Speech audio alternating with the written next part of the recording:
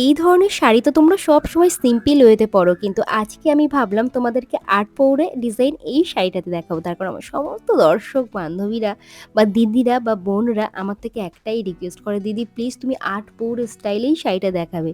তোমাদের কথা রাখবো না এমনটা কখনোই হয়নি। আর স্পেশালি আমার চ্যানেলে সবথেকে বেশি আর্ট পৌরেটাই কিন্তু ডিমান্ড করো তোমরা, এবং আমার ইউটিউবে তো আর্ট পৌরে ছাড়া কোনো কথাই নেই। তাই চলো এই ডিজাইনটা তোমাদেরকে শেখাবো। দেখো এই শাড়িতে সিম্পল হয়তো ভীষণ ভালো লাগে, সেটাও আমি তোমাদের দেখিয়েছি আগের ভিডিওতে। আর আজকে দেখাচ্ছি সেম এই সিল্ক শাড়িটাই একটা আর্ট পরে দারুণ লাগবে।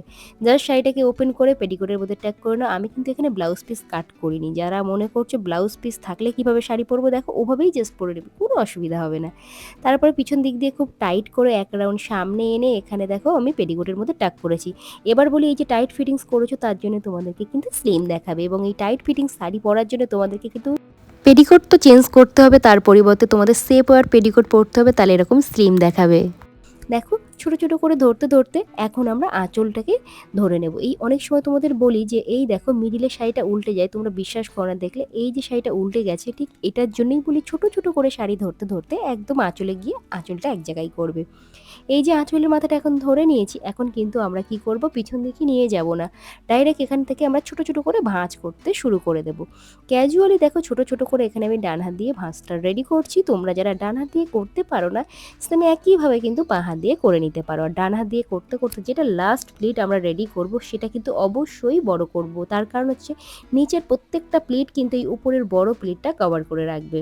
দেখো কমপ্লিট হয়ে গেলে উপরে কিন্তু অবশ্যই একটা সেফটি পিন দিয়ে সিকিউর করে নিও। তার কারণ হচ্ছে যদি তোমাদের হাত বাই এনি চান্স স্লিপ করে, আঁচলটা তোমাদের আর দ্বিতীয়বার বানাতে হবে না। তাই অবশ্যই একটা সেফটি পিন কিন্তু মনে করে ওখানে পিন আপ করে নিও।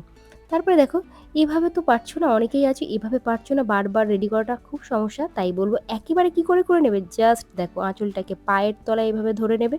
দেখতে পেলে পায়ের তলায় এভাবে চেপে আঁচলের মাথাটাকে ধরে নেওয়ার পরে ডান হাতে শোল্ডারের উপরে তোমরা আঁচলটাকে রেখে দিলে। এই যে রেখে দিলে, এবার তোমাদের মন মতো ছোট বড় যেমন সাইজের এখানে তোমরা ভাঁজ নিতে চাইছো, ঠিক ডান হাতটা উঁচু করো, বাঁ হাত দিয়ে ছোট ছোট করে এক জায়গায় ভাঁজগুলোকে করিয়ে দাও। তাহলে দেখবে একের সঙ্গে টোটাল যে আঁচলটা আমরা রেডি করবো টোটালটাই রেডি হবে। অনেকে ঝামেলা মনে হয় যে উপর দিয়ে পারছি না, এভাবে করবো। তো দেখো কিভাবে রেডি করবে আরও একবার দেখিয়ে দিই। এই যে ছোট ভাঁজ আছে, প্রথমে একটা প্লিট রেডি করে নাও। বাস সেইটা, যেহেতু আমি নিচের দিকে ভাঁজগুলো রেডি করে রেখেছিলাম, এখানে সব ভাঁজ কিন্তু দেখা যাবে, জাস্ট একটা একটা করে ধরে নেওয়া। দেখতে পাচ্ছ এখানে কত সহজে একটা একটা করে ভাঁজ আমি দেখছি আর ধরে নিচ্ছি। সেম এভাবে তোমরাও করবে, স্টেপ বাই স্টেপ যদি ফলো করো, তোমরা কিন্তু এবার দুর্গাপুজোতে সুন্দর সুন্দর ডিজাইনের শাড়ি পরা শিখে যাবে, এবং খুব কম সময়ের মধ্যে এবং খুব তাড়াতাড়ি। দেখো একদম ইজি ওয়েতে এখানে কিন্তু আঁচলটা রেডি করা হয়ে গেছে। বাস এখানে তোমরা চাইলে একটা সেফটি পিন পিন আপ করে দিতে পারো, আর তোমাদের আঁচল কিন্তু রেডি করতে হবে না, কারণ এতটা বড় আঁচল একেবারেই রেডি হয়ে যাবে আর তোমাদের ঝামেলা মুক্ত হয়ে যাবে। তো এবার দেখো এখানে যদি তোমাদের মনে হয় পিন আপ করবো, সেক্ষেত্রে আমাদের ভাঁজগুলো এক হয়নি, তো সেখানে একটু এভাবে দেখে নিও। নেওয়ার পরে ঠিক ব্লাউজের ভিতর থেকে একটা সেফটি পিন দিয়ে এখানে পিন আপ করে নেবে। দেখো এভাবে আমি কিন্তু পিন আপ করে নিয়েছি। আর হাতটা যতটা পিছনে যায় চেষ্টা করো ততটা পিছনে গিয়ে পিন আপ করার, তাহলে তোমাদের সামনের দিকে যদি কোনো জুয়েলারি পরো সেগুলো খুব সুন্দরভাবে কিন্তু বোঝা যাবে। দেখতে পেলে আঁচলটা কিন্তু মোটামুটি একদম মেস ছুঁয়ে যায়নি, কিন্তু একটু সামান্য ওপরে আছে, তাতে কোনো অসুবিধা হবে না। তার কারণ এদিকে আবার ডিজাইনটাও আমাদের উপরে রাখতে হবে। কিছুটা শাড়ি এখানে ছেড়ে দিয়ে জাস্ট ক্যাজুয়ালি এখানে কিন্তু আমি কুচিটা রেডি করছি। এই ধরনের কুচি তো তোমরা সবাই পারো, দেখতে পাচ্ছ। যদি না পারো আমার অন্য ভিডিওতে দেখবে, স্টেপ বাই স্টেপ যে ভিডিওগুলো আমি দেখাই তোমাদেরকে, সেখানে খুব সহজভাবে কীভাবে কুচিটা রেডি করবে সেই সম্বন্ধে কিন্তু ভিডিও দেওয়া আছে। এভাবে রেডি করতে করতে লাস্টের দিকের প্লিটটা আমরা কিন্তু বড় নেব। দেখো যে বড় প্লিটটা নিয়েছি সেই মাথাটা কিন্তু এক জায়গায় করে দেব। এইভাবে কুঁচিটা রেডি করলে তোমাদের কুঁচিটাও খুব তাড়াতাড়ি হয়ে যাবে, এবং এটা খুব হালকা ওয়েটের একটা শাড়ি। সেক্ষেত্রে এভাবে আঙুল দিয়ে ধরতে তোমাদের কোনো ধরনের কোনো অসুবিধা হবে না। যদি অসুবিধা হয় তাও জাস্ট টামির উপরে 4টে আঙুল ছড়িয়ে ছড়িয়েও কিন্তু তোমরা ভাঁজটাকে রেডি করতে পারো। আর যেটা বললাম লাস্টের প্লিটটা বড় রাখতে হবে, দেখো ঠিক এভাবে বড় রাখবে। আর এই বড় ভাঁজটা কিন্তু, যেটা আগেই বললাম, প্রত্যেকটা ভাঁজের মাথার সঙ্গে সেম একইভাবে এক জায়গাতে ধরে নেবে। তাতে করে কি হবে, কুঁচিটা সুন্দর হবে, স্ট্রেট হবে, এবং সামনে প্রথমে যে প্লিটটা থাকে দেখবে সেটা যদি একটু বড় থাকে, তলার প্লিটগুলোকে কভার করে এবং সুন্দর দেখতে লাগে, মাথাটা অন্যদিকে ঘুরে যায় না। তাই চেষ্টা করো যেমনভাবে বলি সেভাবেই কিন্তু তোমরা শাড়ি পরা দেখে এবং শিখতে। দেখো তোমরা অনেকেই কমেন্টস করেছো, খুব সুন্দর, সুন্দর কমেন্ট করো যে আমার এত ভালো লাগে যে কি বলবো। তোমরা এত লোক আমাকে দেখো, এত ভালোবাসো এবং এত, এত কমেন্টস করো আমার YouTube এ। তোমরা কিন্তু আমার শাড়ি পরা দেখে অনেক বিগিনার্সরা আছো যে শাড়ি পরা শিখে গেছো এবং অনেক ছেলেরা আছো যারা কিন্তু এই শাড়ি পরা দেখে তাদের ওয়াইফদেরকে শাড়ি পরা শিখিয়েছো। তো অসংখ্য ধন্যবাদ। এই কমেন্টসগুলো তোমরা যখন করো তখন আমার ভীষণ ভালো লাগে যে আমি তোমাদেরকে শেখাতে পারছি। তোমরা আমার ভিডিও দেখে শিখতে পারছো এবং নিজেরা ট্রাই করছো। দেখো কুচিটা রেডি হয়ে গেলে অবশ্যই নিচের দিকে মেজারমেন্টটা ঠিক করে নিও। মানে কতটা লেন্থ রাখতে চাইছো তারপরে পেটিকোটের মধ্যে টাক করো। উপর থেকে আঁচলটাকে এখানে দেখো আমি পেটিকোটের মধ্যে টাক করে নিয়েছি, চাইলে কিন্তু পিন আপও করতে পারো। এখন এখানে ভাঁজগুলোকে আরও একবার এভাবে এক জায়গায় করে নেব।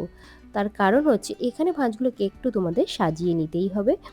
সাজিয়ে নিলেই কিন্তু এখানে দেখতে বেশ ইউনিক লাগবে। আজকে কিন্তু এই ধরনের শাড়িতে আমরা কিন্তু কোনো ধরনের কোনো হচ্ছে কোমর বেল্ট লাগাবো না, তাও দেখবে কত সুন্দর লাগে।